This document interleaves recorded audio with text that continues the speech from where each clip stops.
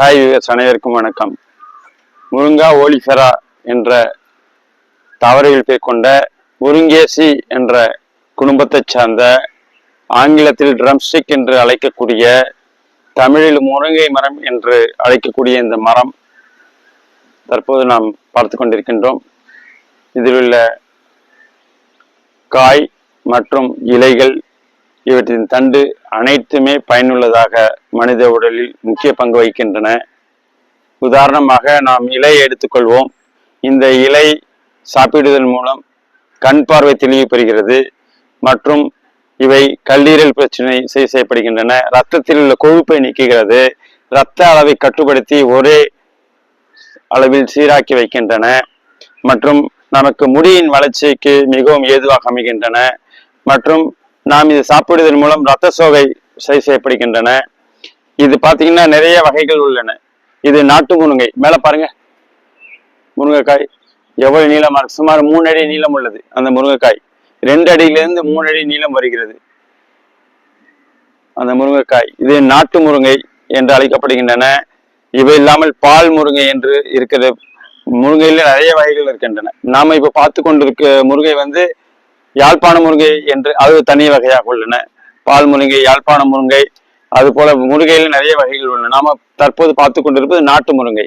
இதோட வளர்ச்சி பார்த்தீங்கன்னா ரொம்ப வேகமாக வளரக்கூடிய தாவரம்.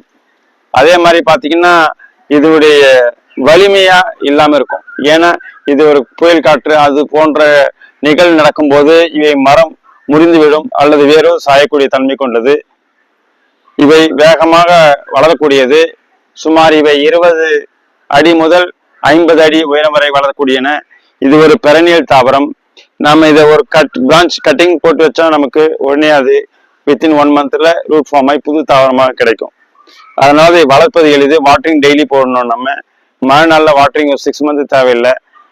மார்ச் டு நமக்கு நவம்பர் வரைக்கும், அக்டோபர் வரைக்கும் போட்டால் கூட போதும். பிறகு நவம்பர், டிசம்பர், ஜனவரி, பிப்ரவரி அந்த 4 மாதங்கள் 5 மாதங்கள் போட வேண்டாம். மற்ற மாதங்கள் நம்ம தண்ணி போட்டா போதும். பூக்கள் பாருங்க எவ்வளவு கிட்டே இருக்கு பாருங்க.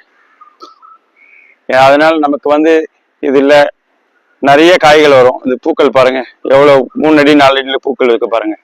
இதுல நிறைய காய்கள் வரக்கூடிய தன்மை உடையது. இது நீளமான காய் வரக்கூடிய இந்த தாவரம் இது. அதனால நமக்கு இவை கீரை பயனுள்ளதாக இருக்கின்றன. முருங்கைக்காயும் பயனுள்ளதாக இருக்கின்றன. முருங்கை விதையை காய வைத்து உலர வைத்து அதில் ஆயில் எடுக்க செய்கின்றன. அந்த ஆயில் நமக்கு உடலுக்கு தேவையான மருத்துவ குணம் கொண்டதாக உள்ளதால் மேலும் தலையில் முடியின் வளர்ச்சிக்கும் அந்த ஆயில் அதிகமாக பயன்படுத்தப்படுகின்றன. சித்த மருத்துவங்களில் இவை பெரும்பாலும் இலைகள், யுனானி மருத்துவங்களில் பயன்படுத்தப்படுகின்றன. இலைகள், காய்கள், காயோட விதைகள் அனைத்துமே பயன்படுத்தப்படுகின்றன. அந்த முருங்கை காய்களும் எடுக்கப்படுகின்ற ஆயில் எடுக்கப்படுகின்றது. அந்த காய் உழுத வச்சு அந்த ஆயிலை வச்சு நம்ம தலைமுடிக்கு வளர்ச்சி இல்லாத முடிகளுக்கு அவை ஒரு பயனுள்ளதாக அளிக்கின்றன. அதே மாதிரி நமக்கு உடலில் தலைமுடி வளர்ச்சிக்கு, கண் பார்வை செய்வதற்கு மற்றும் நமக்கு இரத்தத்தின் அளவை, இரத்தத்தில் உள்ள நமக்கு ஹை பிபி, லோ பிபின்னு சொல்ற உயர் ரத்த அழுத்தம், குறைந்த ரத்த அழுத்தம் அவை சரி செய்ய உதவுகின்றன. இரத்தத்தில் உள்ள சர்க்கரை சரி செய்ய பயன்படுகின்றன. கல்லீரல் பிரச்சனை, நுரையீரல் பிரச்சனை, இருதயத்தை வலு சேர்க்கின்றன. ஆக நமக்கு பார்த்தீங்கன்னா நிறைய தலையிலிருந்து நம்ம உச்சந்தலையிலிருந்து உள்ளங்கால் வரை உள்ள அனைத்திற்கும் நன்மைக்கு இது ஏதுவாக இருக்கின்றன. ஆகவே மாதவிடாய் சரியில்லாத பெண்களுக்கு இவை தினந்தோறும் நாம் சாப்பிட்டு வரும்போது அந்த மாதவிடாய் சரி செய்யப்படுகின்றன. இது போல பல நன்மைகள் தரக்கூடிய இந்த தாவரம் முருங்கை தாவரம். அனைத்து வீட்டுகளிலும் முருங்கை வளர்ப்போம். நமது வாழ்வை வளம் பெறச் செய்வோம். நன்றி, வணக்கம்.